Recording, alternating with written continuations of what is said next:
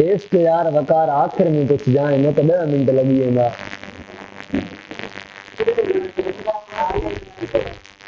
Saturday ते test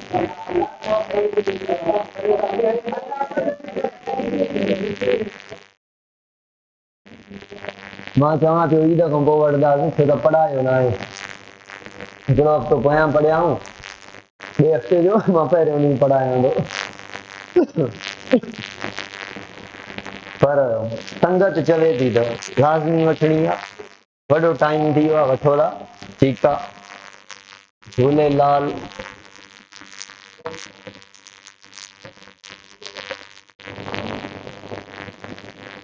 तरीक़े सां पढ़णो आहे, गौर सां ॿुधिजो, दिमाग़ खोले वेहिजो। थर्ड लाइन ऑफ डिफेंस खां पहिरियां मांखे समझायो, रिकॉर्ड हो रहा है लेक्चर, मुझे बताएं कि एनके सेल क्या करता है। फेगोसाइटोसिस नहीं करता, बॉडी के एबनॉर्मल सेल्स को मारता है, अपने बॉडी के जो एबनॉर्मल हो, जिनके ऊपर MHC1 ना लगी हो या टूट गई हो या MHC की कॉन्फ़िगरेशन चेंज हो गई हो। अगर एक एंजाइम है लिपेज, लिपिड से रिएक्ट कर रहा है, लिपेज का एक फंक्शनल ग्रुप हटा लें, कोई चेंज कर लें, लिपिड से बाइंड करेगा? एक चेंज से बाइंडिंग नहीं हुई, कैटालिसिस नहीं होगी। सेम केस है यहाँ पे भी। नेचुरल किलर के पास एक रिसेप्टर होता है। इस रिसेप्टर का नाम है इनहिबिटरी रिसेप्टर। क्या नाम है? Inhibitory receptor. उल्टा काम करता है कि भाई नेचुरल किलर बॉडी के सेल के MHC1 के साथ, MHC बॉडी के सेल की antigen, inhibitory receptor NK cell का अटैच होते हैं। ये रिसेप्टर कहता है कि MHC बिल्कुल सही है, लगी पड़ी है, MHC1 है, परफेक्ट है, सेल को नहीं मारना। एनके सेल को इसने क्या किया? इनहिबिट किया।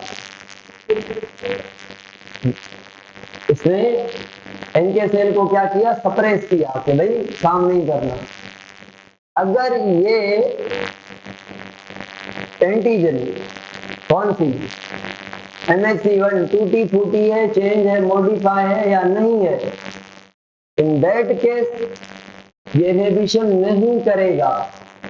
मतलब एनके सेल इसको गोलियों से मार देगा, परफोरेंस है ना। ओके, उसके अलावा साइटोटॉक्सिक सेल का सेकंड लाइन ऑफ डिफेंस में क्या काम है? पैथोजन को साइटोटॉक्सिसिटी से, परफोरेंस से मारना। पैथोजन को स्पेसिफिकली या जो भी आया, सेकंड लाइन है तो जो भी आया उड़ा दो भाई।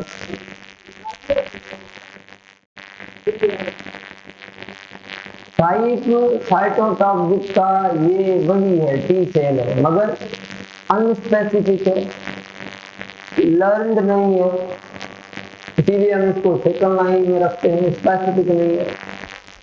फैमिली सेल नहीं आएगा ये थर्ड में, कभी भी नहीं आएगा। रिकॉर्डिंग हो रही है भाई।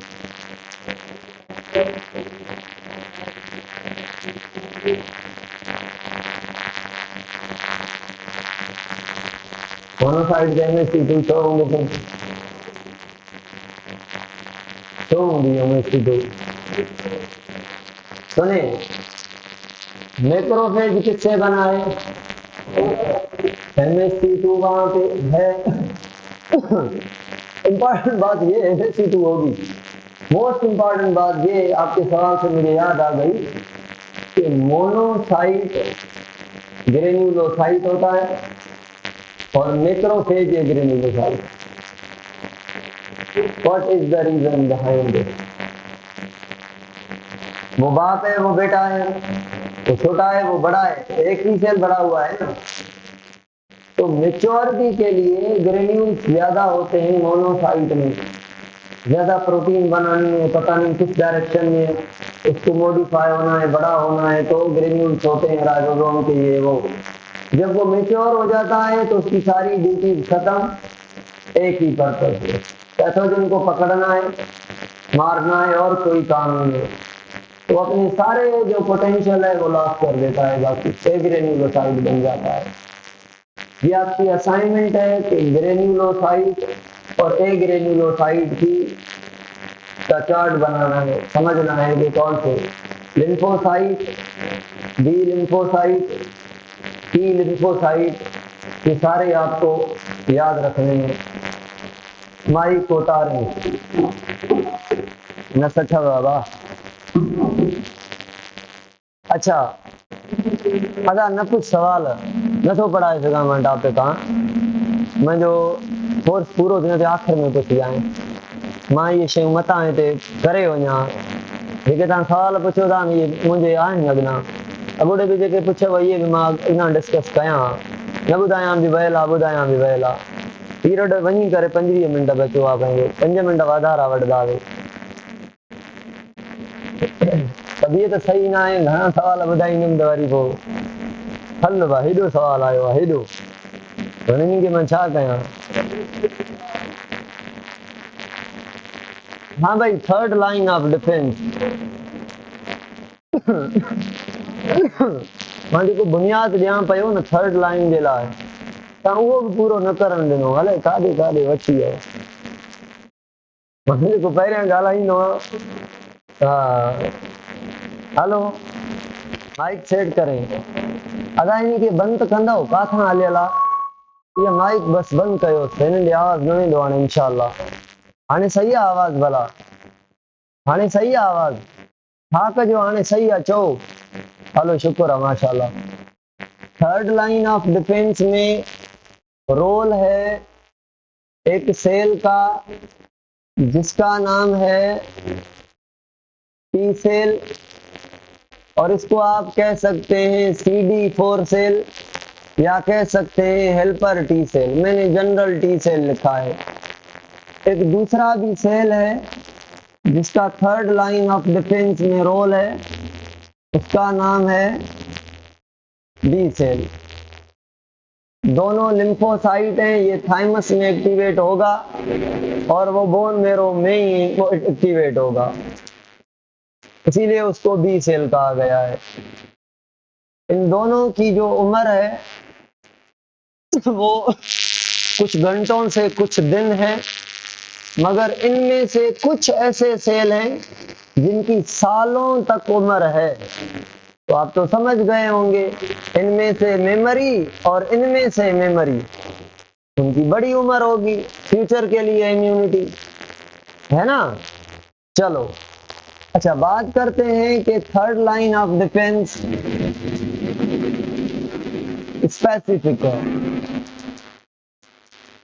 बात करेंगे क्या टी सेल का एक ग्रुप होगा या बहुत सारे? बहुत सारे। एक पैथोजन के लिए एक टी सेल की आर्मी होगी, दूसरा पैथोजन आएगा उसके लिए दूसरा टी सेल एक्टिवेट होगा, वो अपनी आर्मी पैदा करेगा। तीसरा पैथोजन आएगा, चेंज होगा, तीसरी आर्मी एक्टिवेट होगी। चौथा पैथोजन चेंज आएगा, चौथी आर्मी एक्टिवेट होगी। अगर 5वें नंबर पर सेम पहला या दूसरा पैथोजन आ गया, नया टी सेल एक्टिवेट नहीं होगा, पुराना काम करेगा, पुराने में से मेमोरी काम करेगा, ये समझेंगे। इसीलिए स्पेसिफिक है कि इनको एक्टिवेट किया जाता है एंटीजेंस देकर, NIC देकर कि भाई इस पैथोजन को आपने मारना है, बस बाकी किसी से छेड़खानी नहीं करनी। तो वो किसी भी पैथोजन को देखेंगे कहेंगे हमारा काम नहीं है, वो अपने पैथोजन को देखेंगे जो इनको बताया गया है तो छोड़ेंगे नहीं। इसीलिए ये स्पेसिफिक है, स्पेसिफिक फॉर सिंगल पैथोजन। ठीक हो गया। एक नहीं, एक टाइप का पैथोजन, अगर 1000 बैक्टीरिया 1000 कोई मारेंगे, एक टाइप की होनी चाहिए। अच्छा, अब मैं पढ़ाऊंगा कि टी सेल को कौन एंटीजन देगा। आप कहेंगे सर ये आपका है टी सेल और ये आपका है मैक्रोफेज। तो सर मैक्रोफेज ने क्या किया है, MHC कौन सी, 2 होती है इसके पास, मैक्रोफेज के पास, डेंड्राइटिक सेल्स के पास और बी सेल के पास MHC2 होती है। बाकी सारे बॉडी के सेल्स के पास MHC1 होती है। और MHC2 क्यों होती है, पैथोजन की एंटीजन को अपने ऊपर लगाने के लिए, पैथोजन की एंटीजन अपने ऊपर लगाने के लिए। तो ये MHC2 पे इसने क्या किया था, अगर आपको याद हो तो, ये एंटीजन लगाई थी इसने पैथोजन की, पैथोजन को डाइजेस्ट किया था, डाइजेस्ट करने के बाद इंटरल्यूकिन 1 भी बनाई थी, याद है। इंटरल्यूकिन 1 को बुक में लिम्फोकाइन भी कह रहा है। लिम्फोसाइट है ना, ये टी लिम्फोसाइट है, तो जो केमिकल प्रोड्यूस करे उसको लिम्फोकाइन कहेंगे, जो केमिकल प्रोड्यूस करे लिम्फोकाइन कह सकते हैं, जनरल टर्म है lymphokine, production of chemical by the lymphocyte, जो भी product collectively called as लिम्फोकाइन।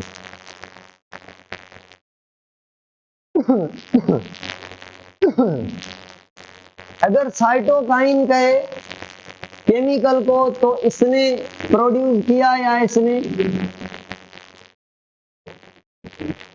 Cytokine cytotoxicity से इधर का है, तो ये स्पेसिफिक केमिकल फॉर इसके लिए यूज होगा, ये टर्म कहे तो समझ आ रही है बात। साइटोकाइन भी केमिकल के लिए टर्म यूज होता है, मगर साइटोटॉक्सिक टी सेल इस कैटेगरी में आ गया, टी सेल की कैटेगरी में, may be second line of defence में, मे बी थर्ड में, बट स्पेशली जो साइटोकाइन है सेकंड लाइन ऑफ डिफेंस में काम करता है।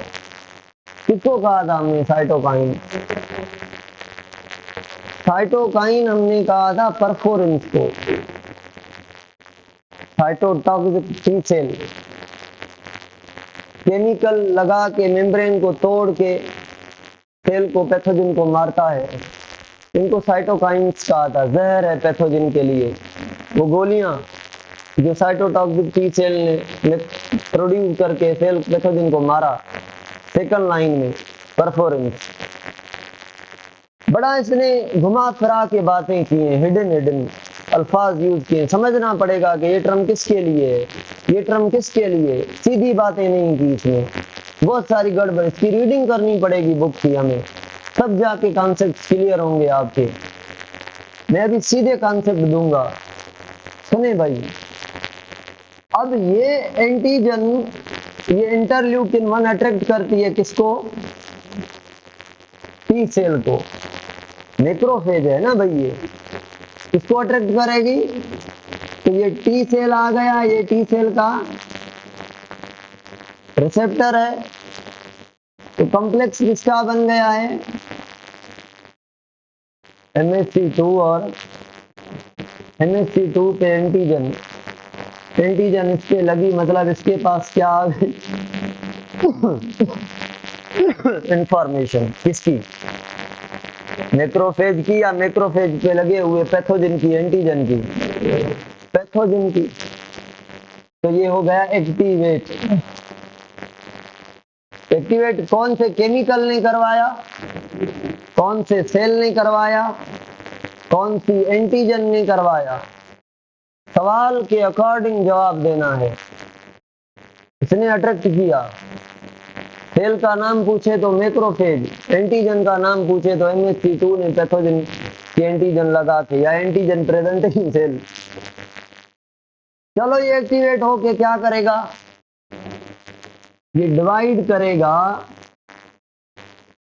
4 किस्म के सेल पैदा करेगा, ये कौन सा सेल है?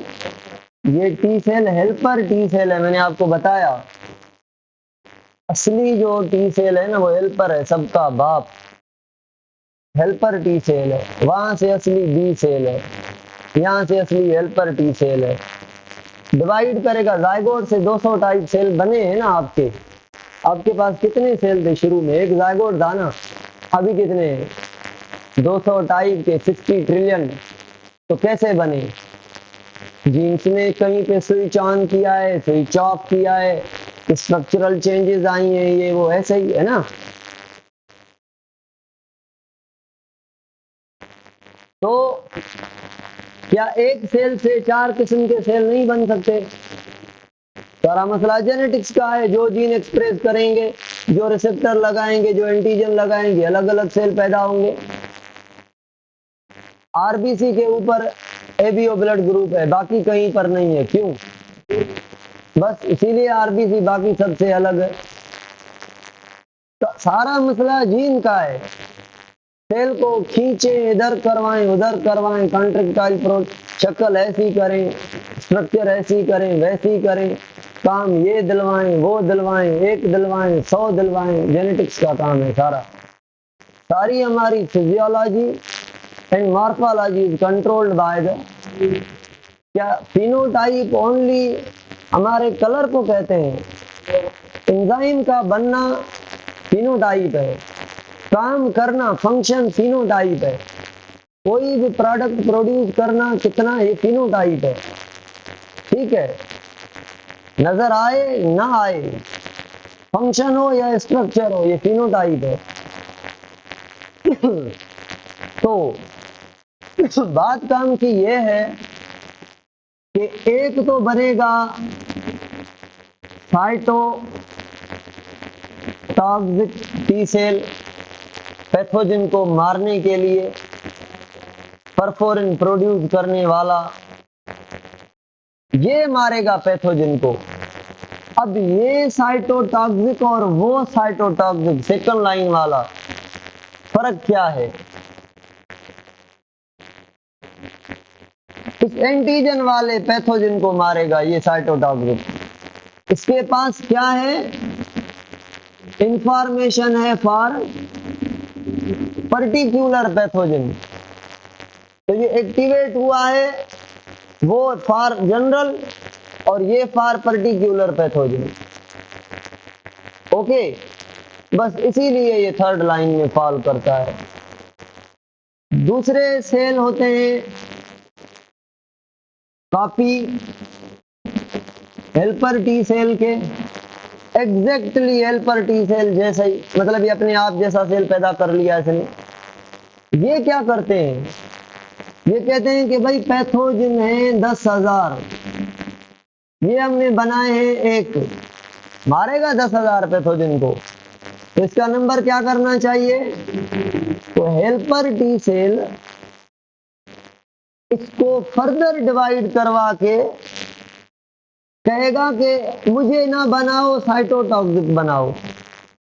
तो इसकी डिवीजन बाप की कंट्रोल करेगा ये सेल। ये जितना ज्यादा होगा उतना इसका नंबर बढ़वाएगा बाय प्रोड्यूसिंग ए केमिकल जिसका नाम है इंटरल्यूकिन 2। इंटरल्यूकिन 2 का क्या काम हो गया? साइटोटॉक्सिक टी सेल के नंबर को आगे आगे कहेगा आपको कि हेल्पर टी सेल ने जो इंटरल्यूकिन पैदा की है 2, वो अपने टी सेल को भी डिवाइड करेगी साइटोटॉक्सिक को बढ़ाने के लिए, बी सेल को अट्रैक्ट भी करेगी, बी सेल को डिवाइड भी करवाएगी, बी सेल को प्रोलिफरेट भी कराएगी। सारी बातें सही हैं।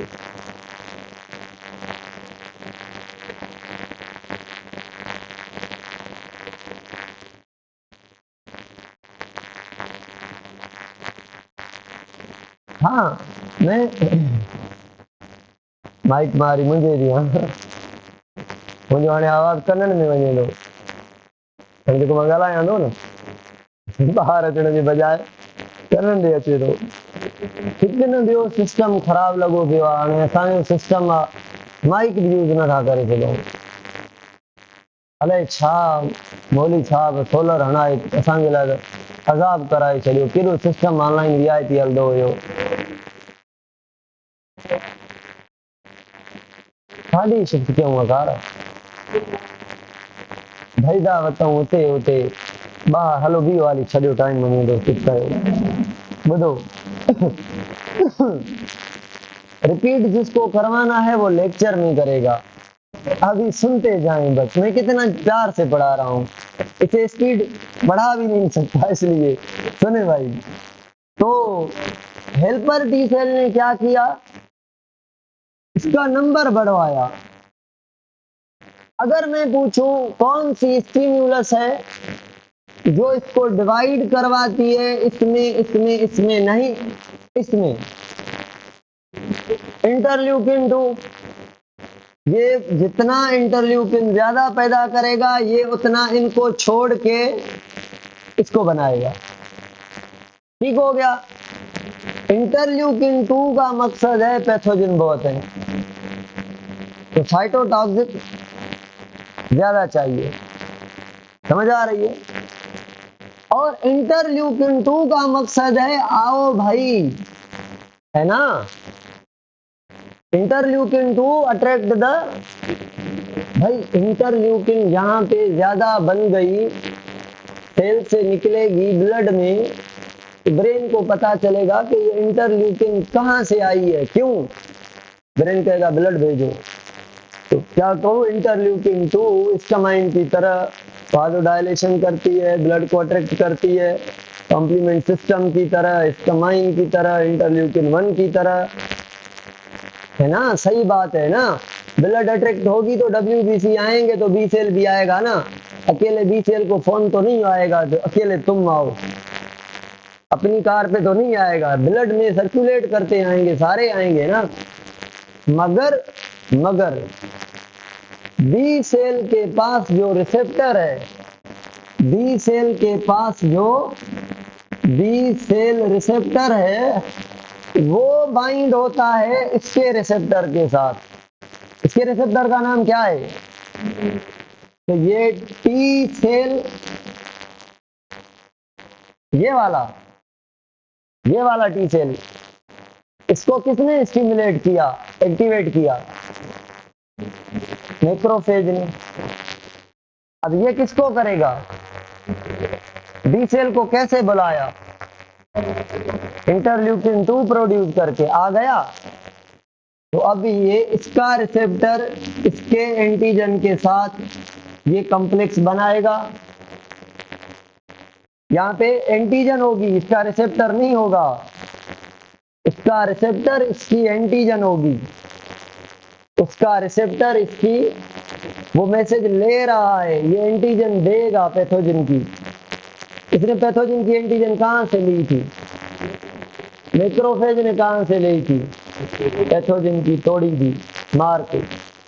मैक्रोफेज ने पैथोजन की तोड़ी, अपने ऊपर लगाई, लगा के इसको दी, इसने उसको दी। ठीक है। अच्छा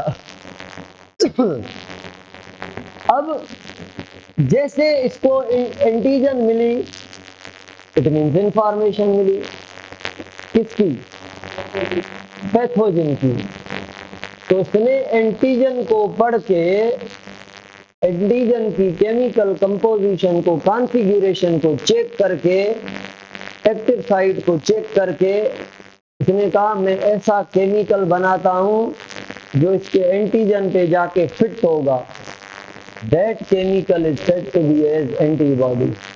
तो एंटीबॉडी क्या है, जैसे सबस्ट्रेट के लिए एंजाइम बनाते हैं कि ये आसानी से फिट हो जाएगा, ऐसे एंटीजन के लिए एंटीबॉडी एंजाइम की तरह काम करती है।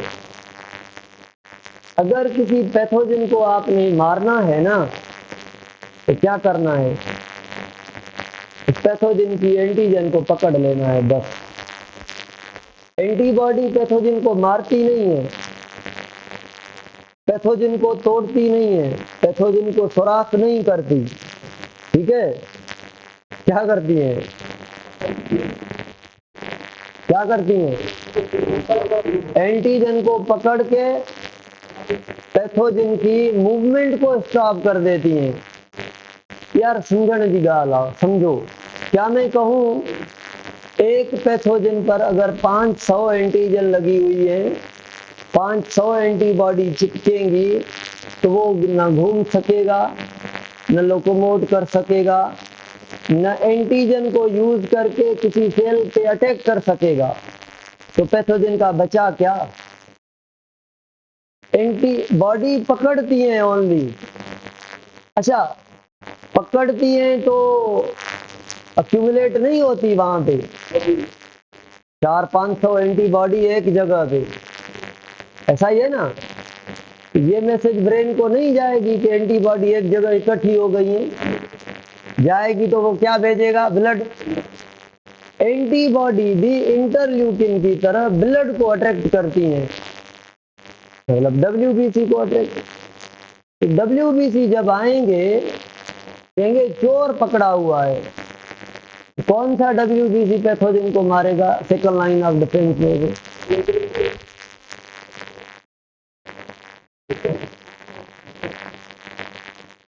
साइटोटॉक्सिक। मैक्रोफेज ने ड्यूटी लगवाई है टिश्यू के अंदर, ठीक हो गया। Cytotoxic, cytotoxic.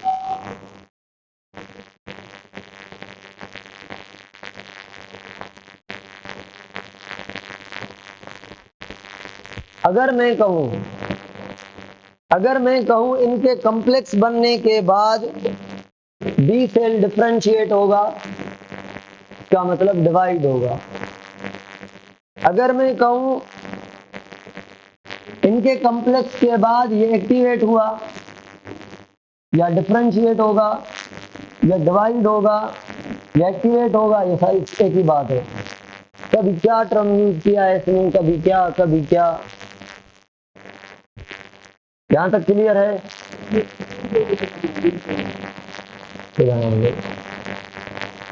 हाँ भाई सुने तो अभी अभी ये जो बात कर रहे थे हम, बी सेल को छोड़ दें फिलहाल, वापस आ गए हैं, बस उसकी एक्टिवेशन पढ़ाई मैंने और थोड़ा एंटीबॉडी का बताया। वापस आ रहे हैं हम किस पर? टी सेल एक्टिवेट होकर कौन सा सेल बनाया? दूसरा, तीसरा सप्रेसर, तीसरा सप्रेसर, चौथा चौथा मेमोरी,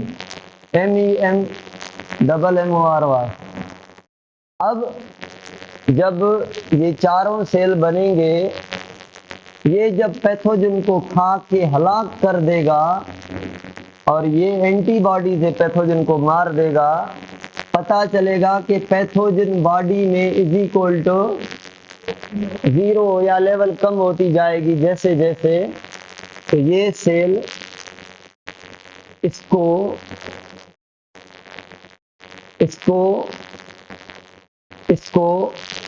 सप्रेस करेगा, इनको सप्रेस करेगा। सप्रेसर प्रोटीन बनाएगा, इनहिबिटर प्रोटीन बनाएगा, जो ये सेल काम नहीं कर पाएंगे। और पता है ये शॉर्ट लिव्ड है, जब ये काम नहीं करने देगा, नए सेल नहीं पैदा करने देगा। ये क्यों जिंदा हैं? बार बार नए बन रहे हैं, इसलिए लाइफ इनकी थोड़ी है। जब ये इनको डिवाइड करना बंद कर देगा तो मुझे बताएं खुद ब खुद मर जाएंगे ना।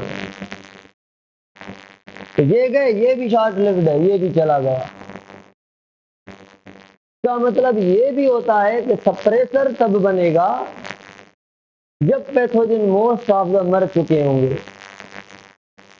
ठीक है, फर्स्ट प्रायोरिटी जो है वो साइटोटॉक्सिक और हेल्पर टी सेल की कंबाइन है, क्योंकि इनका म्यूचुअल फंक्शन है।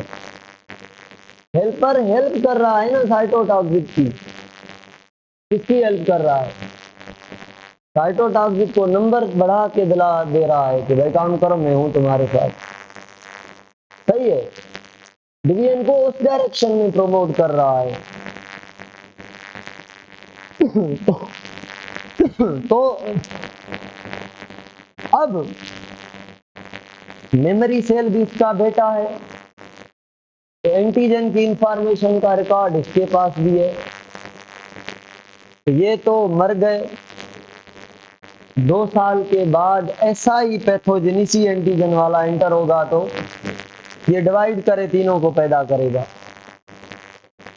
जैसे इनमें से चारों पैदा हुए हैं, बाद में इससे तीनों पैदा होंगे। ये अपने आप जैसे तो करेगा ही करेगा, ये और सप्रेसर भी करेगा। अच्छा, साइटोटॉक्सिक हेल्पर टी सेल ने इम्यूनिटी बी को क्यों दी?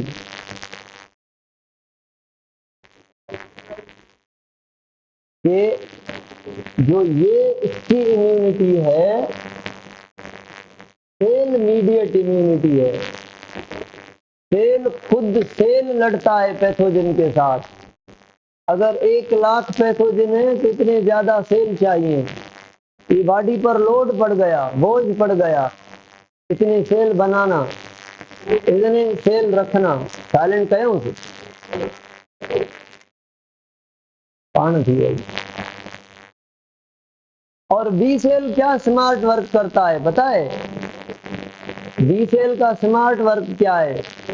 बी सेल कहता है मैं बोझ नहीं बनूंगा, मेरा तादाद बिल्कुल थोड़ा रहेगा, मैं ब्लड में सर्कुलेट करूंगा, साइड रहूंगा, बिलियंस ऑफ एंटीबॉडी प्रोड्यूस करके दूंगा।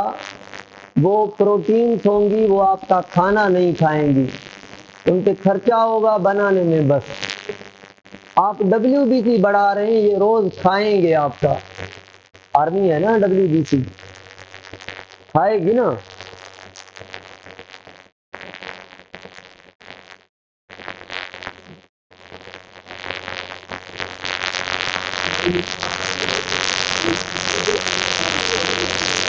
सेल मीडिएट छा बताई, क्या बताया मैंने सेल मीडिएट के लिए? सेल लेवल पर काम करना is called cell mediate immunity.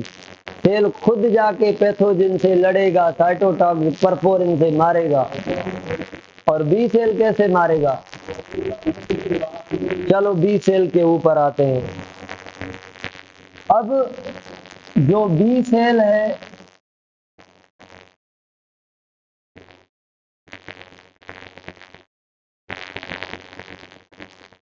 किससे एंटीजन लिए है इसने? हेल्पर टी सेल से। ये बी सेल है। अब ये डिवाइड करेगा 2 हिस्सों में, 2 तरह के सेल्स में। प्लाज्मा क्लोन सेल इसकी कॉपी है, मगर ये ब्लड के प्लाज्मा में है, और ये मॉडिफाइड है थोड़ा, मेमोरी बी सेल। ये इसकी कॉपी है, क्लोन है एग्जैक्टली, जैसे हेल्पर था ही हेल्पर का, वैसे ही ये एंटीबॉडी प्रोड्यूस करेगा और ये मेमोरी रखेगा। ये शॉर्ट लिव्ड है, फ्यूचर की इम्यूनिटी है तो लॉन्ग लिव्ड है। और इंटरल्यूकिन कौन सी थी इसकी? अब इसके काम बताएं, इसको अट्रैक्ट करना, ठीक हो गया। इसको डिवाइड करवाना है ना, या मैं कहूं साइटोटॉक्सिक का नंबर बढ़ाना, ठीक है, या मैं कहूं ब्लड को अट्रैक्ट करना, ठीक है, या मैं कहूं इंटरल्यूकिन 2, या मैं और क्या कहूं, बी सेल की डिवीजन भी करवाना, बी सेल को बुलाना भी, बी सेल की डिवीजन करवाना। ये जो डिवीजन कर रहा है, प्रोलिफरेट हो रहा है, ये इंटरल्यूकिन 2 का काम है।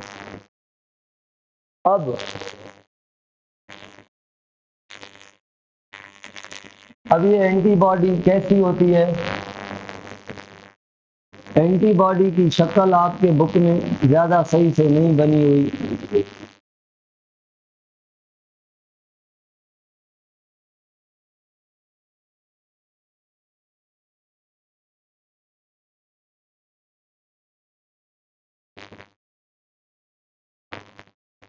दो तरह के चेन्स होते हैं, टोटल 4 पॉलीपेप्टाइड चेन। ये बड़ी वाली प्रोटीन होती है, ये वाली भी, मतलब 2 लार्ज आर्म्स हैं और 2 शॉर्ट। टोटल शेप वाई की तरह है, टोटल शेप वाई की तरह है। पॉलीपेप्टाइड 4 हैं।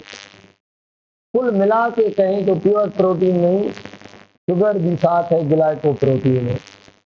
अब ये जो पार्ट है, ये जो पार्ट है हर एंटीबॉडी में सेम, जैसे एंजाइम का पीछे वाला पार्ट,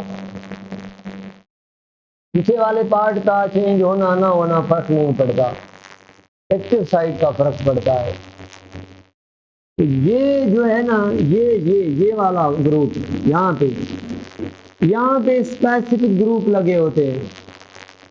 तो मुझे बताएं, इसको कांस्टेंट कहें या वेरिएबल कहें? इसको वेरिएबल। इसको क्या कहेंगे? वेरिएबल। और इसको, नीचे वाले पार्ट्स को, ये कांस्टेंट। तो फंक्शनलिटी के हवाले से 2 टाइप के पार्ट हैं, एक जैसे कांस्टेंट फंक्शनल ग्रुप वाले, कॉन्फ़िगरेशन वाले, बाइंडिंग वाले, एक्टिव साइट वाले, एंटीजन के साथ बाइंड करने वाले, वेरिएबल। शुगर भी वेरिएबल पर लगी होती है, शुगर भी वेरिएबल पर लगी होती है। जो एंटीजन का पार्ट होता है, जहां पे जाके एंटीबॉडी बाइंड करती है, जो पार्ट है एंटीजन का, ये पार्ट है, ये वाला डी वाला, यहाँ पे डी लिखा हुआ है और यहाँ पे डी, और ये क्या है? एंटी। जहाँ पे ये बाइंड करेगी ये जगह कहलाएगी epitope. Epitope is the part of antigen, epitope is the part of antigen where antibody attach. तो जो एक्टिव साइट होगी एंटीबॉडी की, वो एंटीजन के एपीटोप पे जाके अटैच होगी। समझ आ रही है? ये एंटीबॉडी है। और अच्छा, MHC1 और MHC2 का क्या फर्क है देखा है?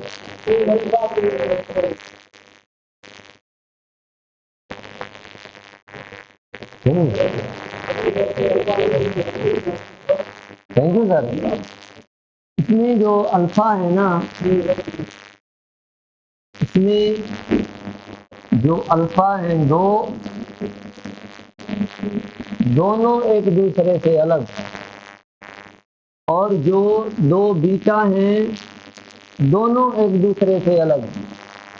इसको कहा जाता है हेट्रोडाइमर। 2 मॉलिक्यूल है, जैसे 4 टोटल, टाइप 2, दोनों अल्फा अल्फा से भी अलग, बीटा बीटा से भी अलग, इसलिए हेट्रोडाइमर। और इसके अंदर अल्फा कितने हैं? 3, और बीटा जो है वो 1 है।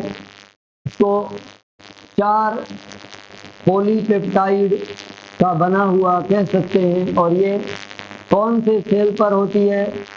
ये कौन से सेल पर होती है? इसका मेन काम क्या है? और इसका मेन काम क्या है? रिकॉग्निशन। यार नथो पढ़ाए गया है वधी के आवाज कान है, नथो कन्न में वञे दो।